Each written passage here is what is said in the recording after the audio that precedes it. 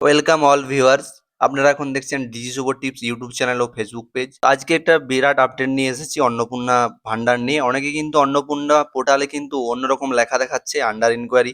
এতে কি ৩,০০০ টাকা পাওয়ার সম্ভাবনা কতটা, আপনারা কারা কারা পাবেন, কবে টাকা ঢুকবে, এ টু জেড বিস্তারিত সম্পূর্ণ তথ্য এই ভিডিওতে দেবো। ভিডিওটি পুরো স্কিপ না করে পুরো ভিডিওটি দেখার জন্য অনুরোধ করব। তো চলো ভিডিওটি শুরু করি। এবং আবেদনপত্রে দেওয়া ব্যক্তিগত তথ্য, ব্যাংকের বিবরণ এবং অন্যান্য নথি কিন্তু খতিয়ে দেখা হচ্ছে সকলের। যারা যারা আন্ডার ইনকোয়ারি বা আন্ডার প্রসেস দেখা আছে তাদের কিন্তু খতিয়ে দেখা চলছে। ক্ষমতায় এসে চালু করেছে অন্নপূর্ণা ভান্ডার। 25 থেকে 60 বছর বয়সী মহিলাদের মাসে মাসে মাসে ৩,০০০ টাকা করে দিচ্ছে বিজেপি।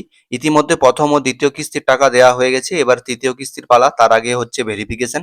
এবং অনেকে কিন্তু প্রথম কিস্তিও পায়নি, সেটাও কিন্তু, এবং প্রথম কিস্তি পেয়েছে হয়তো, অনেকে দ্বিতীয় কিস্তি পায়নি।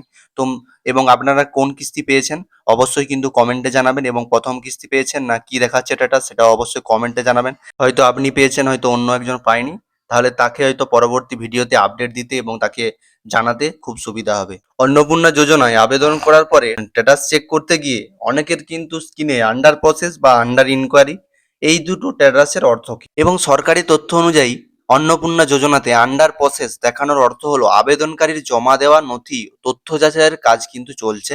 আবেদনপত্রে দেওয়া ব্যক্তিগত তথ্য বা ব্যাংকের বিবরণ এবং অন্যান্য নথি কিন্তু খতিয়ে দেখা হচ্ছে। এই পর্যায়ে কিন্তু এখনো অনুমোদিত হয়নি এবং চলছে ভেরিফিকেশন, এটাই কিন্তু এর অর্থ। অন্যদিকে আন্ডার ইনকোয়ারি স্ট্যাটাসের অর্থ হলো আবেদনটি আরো বিস্তারিতভাবে পরীক্ষা করা হচ্ছে এবং আন্ডার ইনকোয়ারি স্ট্যাটাসে প্রয়োজনে ফিল্ড ভেরিফিকেশন অথবা অতিরিক্ত তথ্য যাচাই করতে পারবে সরকারি আধিকারিকরা। তাই এই স্ট্যাটাস দেখালে টাকা নিশ্চিত বলে কিন্তু মেনে নেবেন না। এবং বলে দিই, 20 জুলাইয়ের মধ্যে কিন্তু বাড়িতে বাড়িতে এসে আশা দিদি এবং পঞ্চায়েত অফিসাররা ভেরিফিকেশন করার কথা ছিল। এবং আপনাদের দিকে কি তারা ভেরিফিকেশন কাজ কি চালু করে দিয়েছে অবশ্যই কিন্তু কমেন্টে জানাবেন। আমাদের বাড়িতে কিন্তু এখনো আসেনি। আমার মায়েরটা এবং আমার জেঠিমারটা কিন্তু আন্ডার ইনকোয়ারি প্রসেসই কিন্তু দেখাচ্ছে। কিন্তু জানা গিয়েছিল যে আশা কর্মী এবং পঞ্চায়েত কর্মীরা কিন্তু আসবে বাড়িতে, তারা ভেরিফিকেশন করবে, তারপরে হয়তো অ্যাপ্রুভাল হওয়ার চান্স থাকবে। সেটা কি আপনাদের ওইদিকে কি ভেরিফিকেশন কি হচ্ছে, না ভেরিফিকেশন কতদূর এগিয়েছে অবশ্যই কমেন্টে জানাবেন। এবং আন্ডার ইনকোয়ারি লিস্টে থাকা পূর্ব মেদিনীপুরে 3 লক্ষ কিন্তু অন্নপূর্ণা যোজনার আবেদন কিন্তু অনুমোদন করলো কিন্তু প্রশাসন।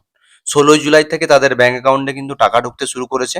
সেটা কিন্তু আমরা বিভিন্ন নিউজ পেপারে এবং দেখেছি এবং টিভিতেও দেখেছি, ঢুকতে শুরু করেছে। এবং ব্লক স্তরে এনকোয়ারি 3 লক্ষ আবেদন কিন্তু জেলায় এসেছে এবং অফিসার ইনচার্জ অ্যাপ্রুভও করেছেন বলে জানা গিয়েছে।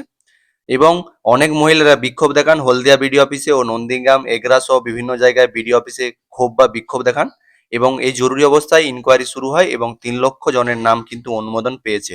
এবং 16 জুলাই কিন্তু অনেকের টাকা কিন্তু ঢুকেছে। সাংবাদিক মুখোমুখি হয়ে মুখ্যমন্ত্রী শুভেন্দু অধিকারী জানিয়েছেন, 30 আগস্ট পর্যন্ত অন্নপূর্ণা যোজনার ভেরিফিকেশন চলবে এবং অ্যাপ্লাইও চলবে। এবং যোগ্য বিবেচিত হলে সকলেই পাবেন, অযোগ্যরা বেরিয়ে যাবেন। জেলা প্রশাসন সূত্রে জানা গিয়েছে, এই মুহূর্তে প্রত্যেক ব্লক ও পৌরসভার ভেরিফিকেশন কাজ চলছে তৎপরভাবে।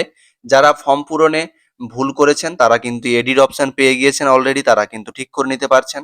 এবং সব মিলিয়ে মুখ্যমন্ত্রী জেলায় প্রায় 12.5 লক্ষ মহিলা কিন্তু অন্নপূর্ণা যোজনায় অনুমোদন দেওয়া হয়েছে। মুখ্যমন্ত্রী জেলা বলতে পূর্ব মেদিনীপুরের কথা কিন্তু বলা হয়েছে, 12 লক্ষ অনুমোদন কিন্তু দেওয়া হয় প্রায় কিন্তু তৎপরভাবে কিন্তু এই কাজ আরম্ভ করে দিয়েছে সরকার। এবং আপনাদেরকে বলে দিই যে 3 লক্ষ কিন্তু নাম নাম নাম নথিভুক্ত হয়ে টাকা পাওয়া কিন্তু এটা খুশির খবর।